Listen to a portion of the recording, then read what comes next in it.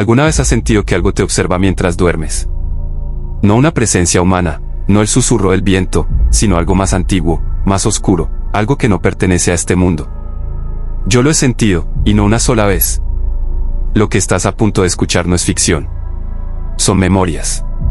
Son advertencias. Son historias que aún me persiguen cada noche al cerrar los ojos. La primera vez que lo experimenté tenía apenas 9 años. Fue en la habitación de un niño que nunca volvió a ser el mismo. La niña del armario. Mi prima Camila tenía 6 años cuando sus padres la mudaron a una casa antigua en un pueblo olvidado por el tiempo. Era una construcción de madera, con un tejado que crujía con cada paso, y ventanas que se empañaban sin razón. Camila estaba emocionada, como lo estaría cualquier niña con una nueva habitación propia. Pero esa emoción duró poco. A la segunda noche, comenzó a llorar. Decía que había una niña en su armario.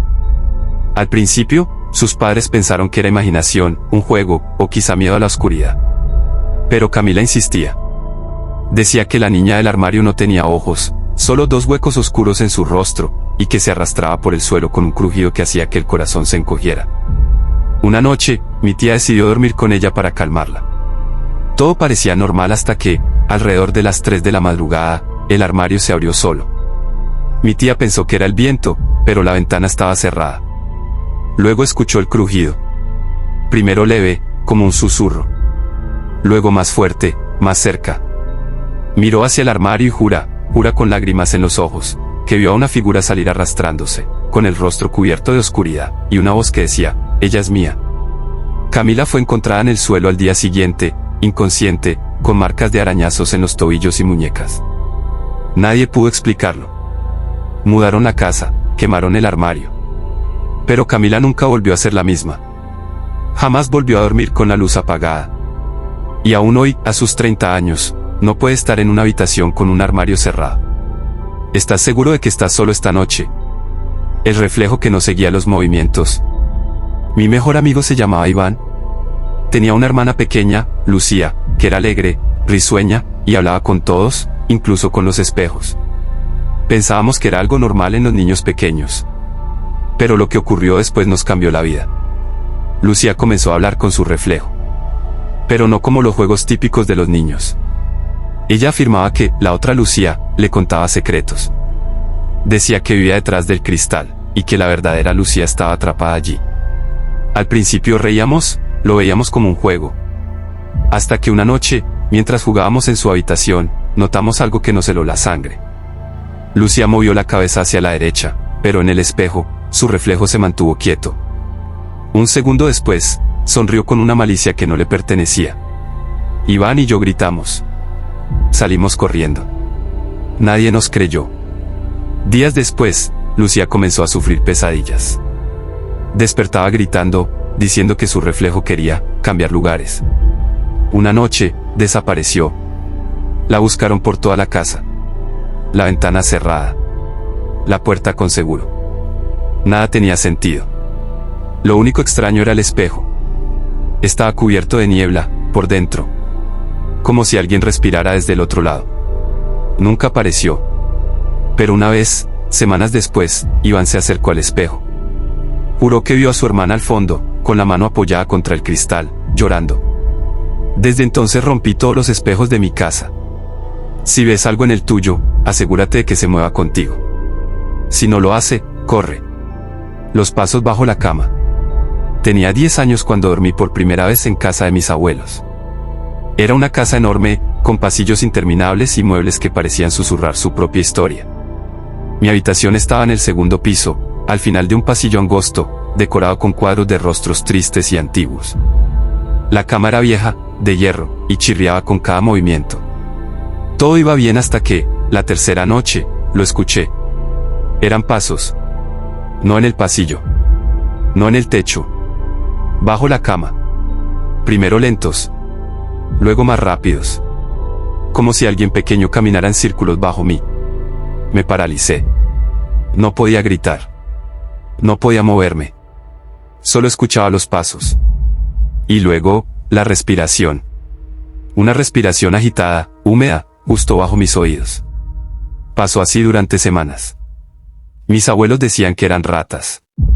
Pero yo sabía que en una noche, reuní valor. Tomé una linterna. Esperé a los pasos. Y cuando llegaron, me agaché lentamente y miré debajo de la cama. Nada. Solo oscuridad. Me levanté aliviado, hasta que sentí una mano fría cerrarse sobre mi tobillo. Me jaló con una fuerza inhumana. Grité. Grité con todas mis fuerzas. Mis abuelos subieron corriendo.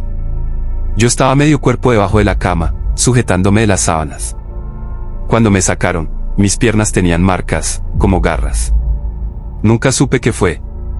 Pero a veces, al dormir solo, siento el colchón hundirse levemente, como si alguien se deslizara desde abajo. He aprendido a no mirar. A no moverme. Porque sea lo que sea, aún recuerda mi olor. Si estás leyendo esto, prométeme algo, no ignores los sonidos en la noche. No todos los terrores se esconden en tus sueños.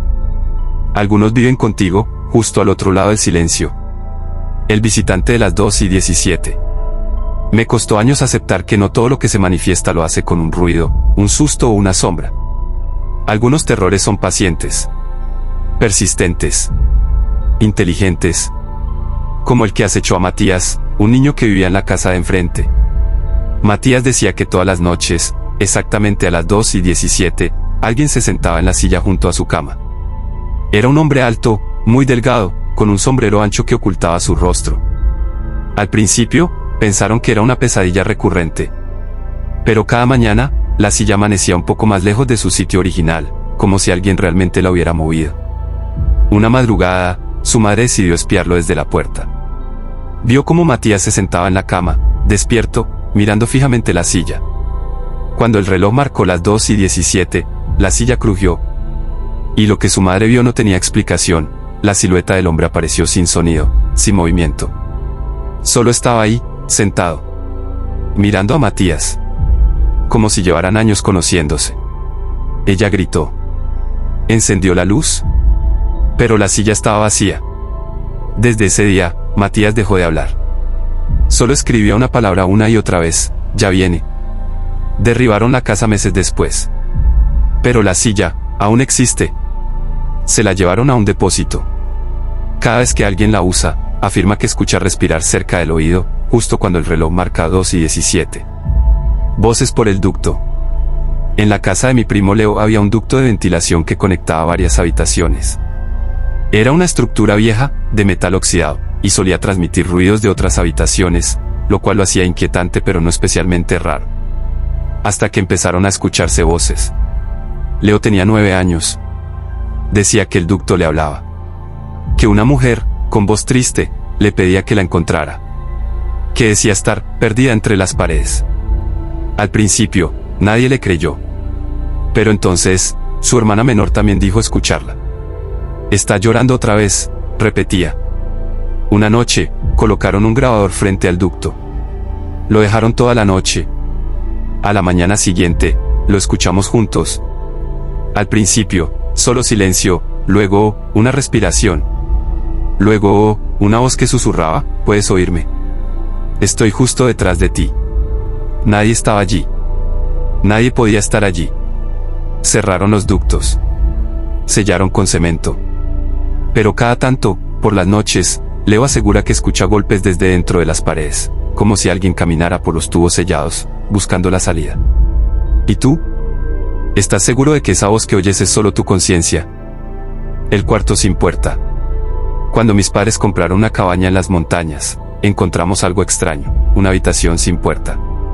Solo una pequeña ventana sellada, sin acceso. Nadie supo decirnos por qué existía. Era como si alguien hubiera construido la casa alrededor de ese espacio y olvidado dejar una entrada. Un día, jugando a las escondidas, mi hermana menor desapareció por horas. La encontramos llorando en el pasillo, diciendo que el niño del cuarto sin puerta la había invitado a jugar. Nadie entendía cómo podía saber del cuarto. Nunca le habíamos hablado de él. Ni siquiera podía verlo desde su estatura. Desde ese día, empezó a hablar con alguien invisible. Decía que él vivía en ese cuarto. Que estaba triste porque nadie lo visitaba. Una noche, despertamos con golpes desde el otro lado del muro.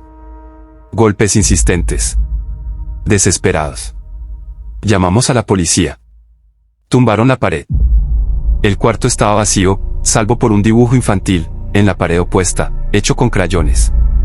Era un niño sonriendo. Y justo al lado, una figura más grande, sin rostro, con las manos apoyadas sobre sus hombros. Clausuramos la casa. Y aún hoy, cuando sueño con esa cabaña, oigo la voz de un niño que susurra, ¿quieres jugar conmigo? Esta vez, no estaré solo. Si te quedaste con ganas de escuchar más historias, te invito a suscribirte al canal, activar las notificaciones para los próximos videos. Nos estamos viendo pronto aquí en Tu Rincón del Miedo.